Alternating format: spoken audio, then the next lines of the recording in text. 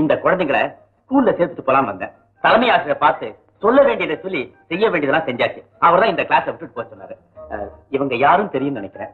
யாருங்க? நம்ம தென்கரை விராச சிவலிங்கத்தோட மகன். ஆமா, இப்ப நடந்த சண்டையில கூட டாக்டர் செத்து. ஆமா அதுதான். இவங்கதான் அவருடைய மனைவி. இது அவங்க குழந்தைங்க. இவங்க தானா?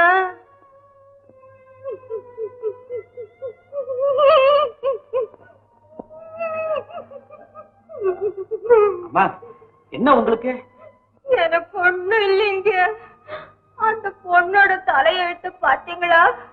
இந்த வயசுல புருஷனை பறி கொடுத்துட்டு இந்த பிள்ளைகளோட இப்படி வந்து நிக்குது.